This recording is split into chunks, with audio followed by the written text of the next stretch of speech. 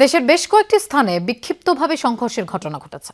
বিভিন্ন প্রার্থীদের সমর্থকের সংঘর্ষে উত্তেজনা এবং আতঙ্ক ছড়িয়ে পড়ে ভোট কেন্দ্র সহ আশপাশের এলাকায়। পুলিশ ও সেনাবাহিনী তৎপরতায় নিয়ন্ত্রণে আসে পরিস্থিতি।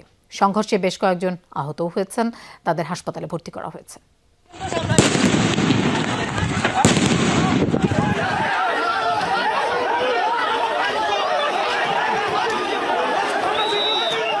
ভোট গ্রহণ শুরুর কিছুক্ষণের মধ্যেই উত্তপ্ত হয়ে ওঠে লক্ষ্মীপুর জেলার ৩টি স্থানে পাল্টাপাল্টি অভিযোগে সংঘর্ষে জড়িয়ে পড়ে বিএনপি জামাত সমর্থকরা।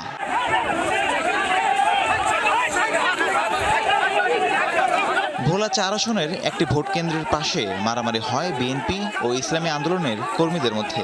আঞ্জুরহাট মাধ্যমিক বিদ্যালয়ের পাশে মারামারিতে আহত হয় দুই পক্ষের অন্তত ৪ জন। কুমিল্লা ১০ আসনে বিএনপি কর্মীকে পিটিয়েছে জামাত সমর্থকরা। দুপুরে লালমাই উপজেলার বরল সরকারি প্রাথমিক বিদ্যালয় কেন্দ্রে এই ঘটনা ঘটে। এছাড়া নাঙ্গলকোটে একটি ভোট কেন্দ্র দখলের চেষ্টাও করা হয়।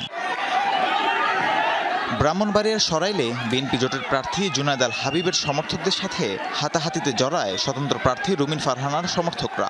আশুগঞ্জে ভোটকেন্দ্র দখলের চেষ্টা হলে লাঠিচার্জ করে পরিস্থিতি নিয়ন্ত্রণে আনে সেনাবাহিনী।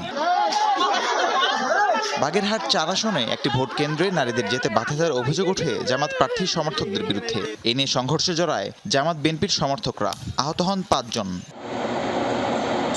ফেনী ২ আসনের ১১ দলীয় জোটের প্রার্থী মুজিবুর রহমান মঞ্জুর প্রধান নির্বাচনী এজেন্টের উপর হামলার অভিযোগ উঠেছে বিএনপি প্রার্থীর সমর্থকদের বিরুদ্ধে। রাহিম সারোয়ার, যমুনা নিউজ।